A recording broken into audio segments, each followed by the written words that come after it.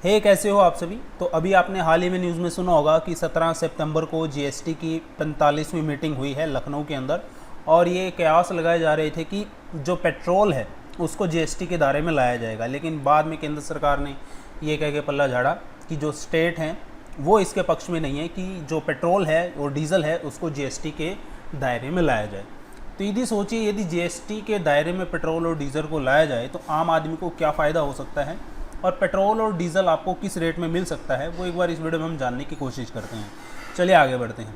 सबसे पहले आपको करना क्या है, अपनी तरफ से आप इसको जान सकते हैं। आपको क्या करना है, इंडियन ऑयल की वेबसाइट पे जाना है। यहाँ पे आप जाओगे तो यहाँ पे आपको जाना है पेट्रोल और डीजल प्राइस के अंदर, और यहाँ पे आपको यहाँ पे दिख जाएगा प्राइस बिल्डअप का ऑप्शन, और इसके ठीक नीचे आपको मिलेगा पेट्रोल और डीजल।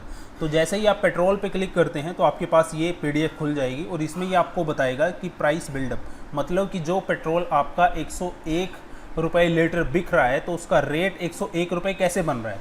तो यहाँ पे आपको पता चलेगा जो पेट्रोल है उसका तो बेस प्राइस 40.78 पैसे ही है। दूसरा जो उसको भाड़ा है, उसका भाड़ा जो लगता है ट्रांसपोर्टेशन कॉस्ट उसकी जो लगती है फ्रेट की, वो लगती है 0.32 पैसे। इसके बाद जो रेट पड़ता है वो पड़ता है 41.10 पैसा।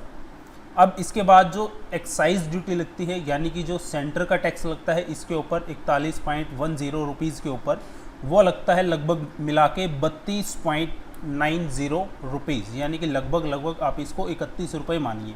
इसके बाद जो डीलर भाई साहब हैं, कंपनी को उसको भी पैसे कमा के देने हैं, उसको भी कमीशन देना है, तो डीलर का कमीशन इसमें पड़ता है 3.84। और वहीं पे हम बात करें जो वैट लगता है स्टेट का, वो लगता है 23.35 पैसा, 23 रुपये 35 पैसे। और इसको यदि जोड़ते हैं तो रेट हमारे पास निकल के आता है 101 रुपये 19 पैसे। तो ये जो इंडियन ऑयल कॉरपोरेशन ने रेट दिया है ये दिल्ली का प्राइस बिल्डअप है। सोचिए यदि जीएसटी आ जाए तो फिर ये जो आपको पेट्रोल प्राइस है आपको कितने में मिलेगा। देखिए सिंपल सी बात है, जब जीएसटी के दायरे में यदि इसको लाया गया तो आप ध्यान दीजिएगा, जो आपका सेंट्रल एक्साइज ड्यूटी इसके ऊपर लग रहा है वो एग्जम्प्ट हो जाएगा। तो यदि इसको जीएसटी के दायरे में लाया जाए तब आपको क्या प्राइस मिलेगा ये मैं आपको बता देता हूँ। देखिए इसमें क्या है, price charge to dealer excluding excise duty and VAT, तो ये पड़ रहा है 41 रुपये 10 पैसे का। इसको मैं राउंड फिगर में लेता हूँ, इसको मैं लेता हूँ 42 रुपये, ठीक है। अब यहाँ पे वो कह रहा है एक्साइज ड्यूटी तो नहीं लगेगी जीएसटी आने के बाद, ये ख़त्म हो जाएगी, प्लस जो स्टेट का वैट लग रहा है वो ख़त्म हो जाएगा।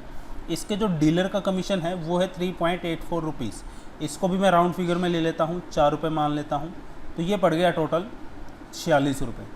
अब जो जीएसटी का हाईएस्ट स्लैब है वो हमारे पास कितना है 28%, कितना है 28%। तो यदि हम 46 रुपये का 28% निकालेंगे तो ऑलमोस्ट हमारे पास कितना आएगा, ये ऑलमोस्ट हमारे पास आएगा 13 रुपये। कितना आएगा जी, 13 रुपये। और इसको यदि हम जोड़ते हैं तो ये हमारे पास कितना आ जाएगा 59 रुपीज़।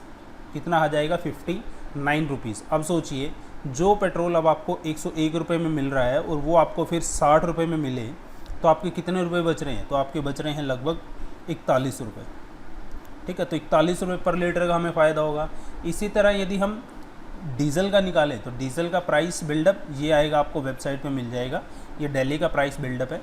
इसमें आप देखिए जो बेस प्राइस और फ्रेट चार्जेस को मिला के 41.27 पैसा पड़ रहा है, इसको भी मैं राउंड फिगर में 42 ले लेता हूँ। और जो एक्साइज ड्यूटी है और वैट को हम ख़त्म कर दें, डीलर का कमीशन इसमें 2.5 रुपये के लगभग है, इसको मैं 3 रुपये मान लेता हूँ, तो ये मेरा कितना आ जाएगा 45 रुपये, ठीक है। और इसमें फिर वही हम 28% की स्लैब के हिसाब से जोड़ेंगे, इसको 28% की स्लैब के हिसाब से जोड़ेंगे तो ये आ जाएगा हमारा 57.6 रुपीज़, यानी कि लगभग 12 रुपये 60 पैसे का टैक्स आएगा। इसको आप 58 मान लीजिए, ठीक है, इसको आप 58 मान लीजिए। तो यदि सरकार जो है पेट्रोल और डीजल को जीएसटी के दायरे में लेके आएगी तो अब देखिए आपको डीजल कितने में मिलेगा, 58 से लेके 60 रुपये में, और जो हमारा पेट्रोल है फिर वो हमारा 60 से लेके 65 रुपये तक के रेट में हमें मिल सकता है, यदि सरकार जीएसटी के अलावा कोई और सरचार्ज वगैरह इसके ऊपर लगाती है। जो स्टेट हैं उनके रेवेन्यू के लॉस को कंपनसेट करने के लिए यदि सरकार इसके ऊपर कोई एक्स्ट्रा सरचार्ज या सेस लगाती है तो हमें 60 से 65 रुपये मिल सकता है पेट्रोल, और जो हमारा डीजल है वो हमें मिल सकता है 55 से 60 रुपये के आसपास। तो सरकार कर क्यों नहीं रही है भाई? वो इसलिए, यदि आप 2020 के आंकड़े देखें सरकार के, तो जो सेंट्रल एक्साइज रिवेन्यू सरकार को हुआ 2020-21 में पेट्रोलियम सेक्टर से, वो 3,71,726 करोड़ रुपए का हुआ। और वहीं स्टेट रेवेन्यू की बात करें तो स्टेट्स को 2,02,937 करोड़ रुपए का रेवेन्यू हुआ अकेले वैट से। तो अब सोचिए जीएसटी के दायरे में यदि इसको लाया गया तो रेवेन्यू स्टेट का प्लस सेंटर का कितना कम हो जाएगा। ठीक है, देखते हैं सरकार इसके ऊपर क्या निर्णय लेती है। और आप बताइएगा क्या पेट्रोल और डीजल को जीएसटी के दायरे में लाना चाहिए। मिलता हूँ नेक्स्ट वीडियो में नए टॉपिक के साथ।